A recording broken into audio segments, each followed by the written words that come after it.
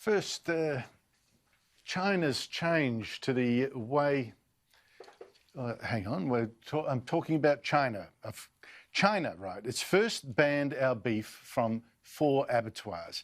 And this week it killed off our barley exports too. Now, that was almost certainly to punish us for asking for an independent inquiry into how this virus started. Now, most of this is, I think, just punishment. And I think everyone knows that. But this week, of all weeks, China also said, hello, we're going to change the way that we look at your iron ore exports. Now, this is big because our iron ore exports are very, very important. The thing is, this could actually give it an excuse as to why it might just stop some of our exports coming in. Hello, we've found a problem, your exports of our iron ore can't come in. Now, they've been dressed up by the government, our government, and by iron ore exporters as actually, this is positive. This is positive, it's streamlining, it's what we always ask for, and this is perfectly good. But China's official Global Times newspaper quoted a Chinese academic on these changes saying, this is another implicit warning to Australia.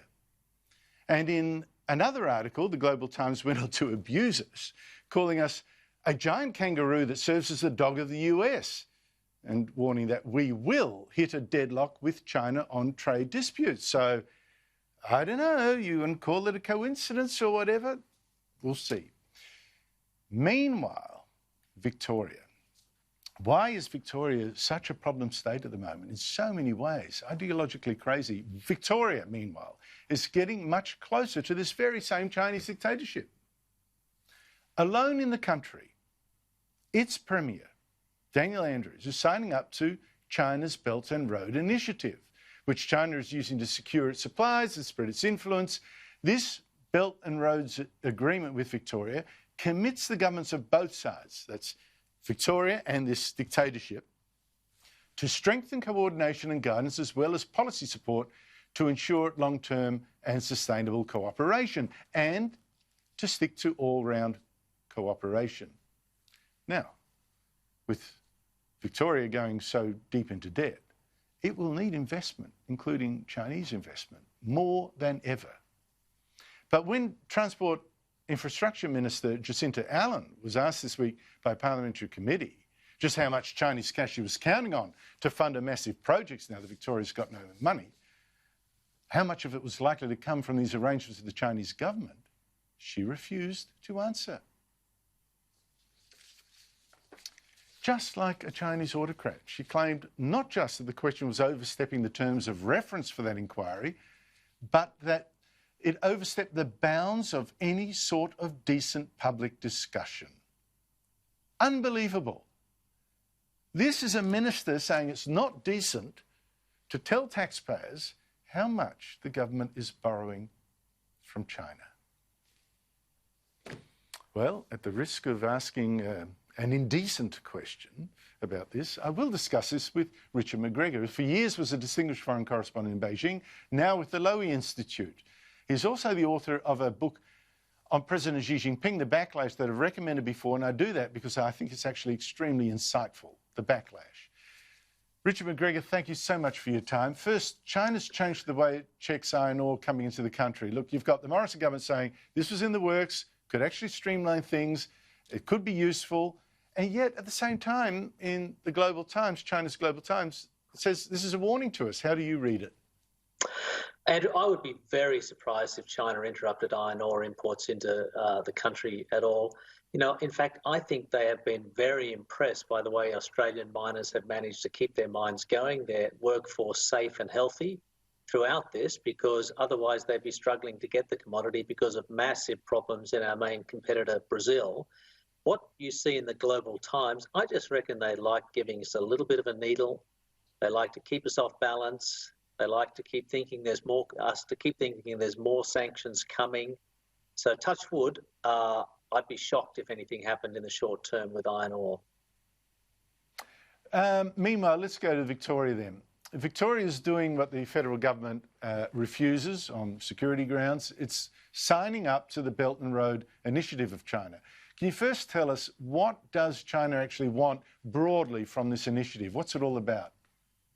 Well, Belt and Road is basically a grand geopolitical initiative from China to spread its influence, spread its technology, anchor Chinese technology standards, sell goods, build power stations, find a way to employ, get business for their companies overseas, and to be fair, grow the economies in their hinterlands. We're talking about through the Kazakhstans of this world, through Pakistan, all the way to Europe.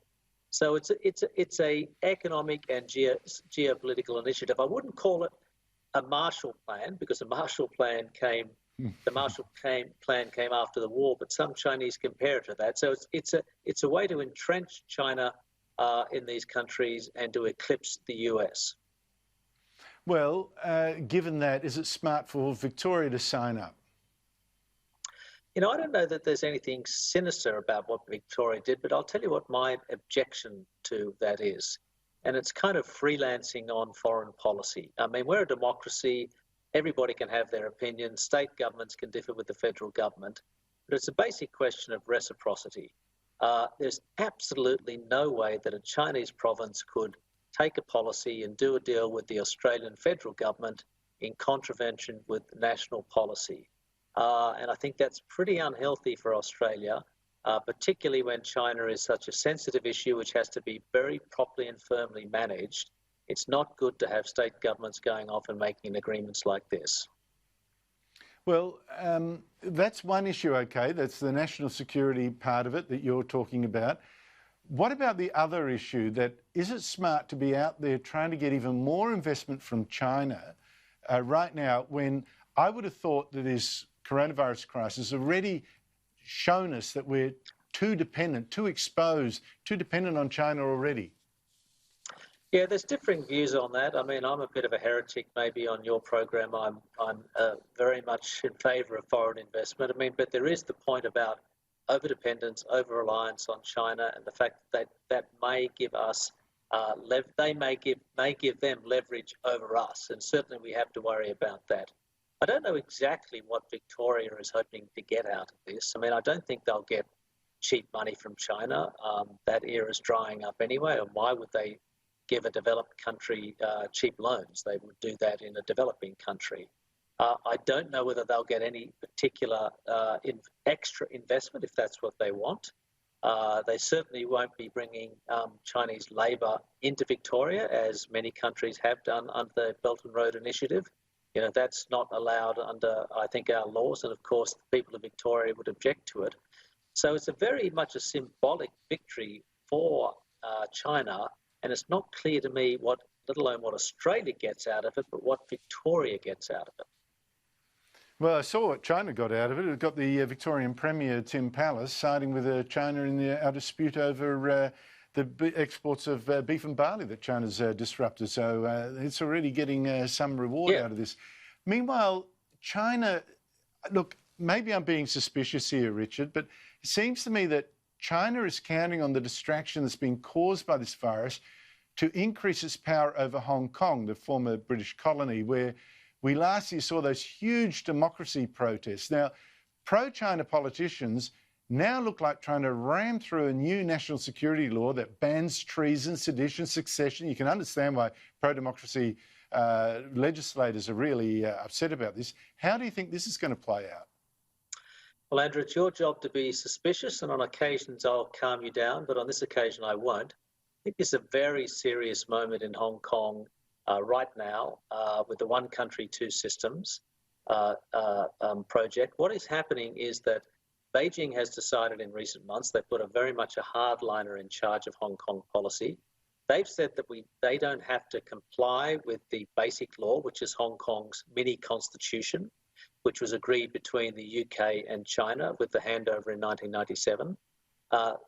Beijing is going to have a new national security law which will cover Hong Kong, and that should go through the Hong Kong Parliament, the Legislative Assembly. But China is basically going to promulgate it and just put it there.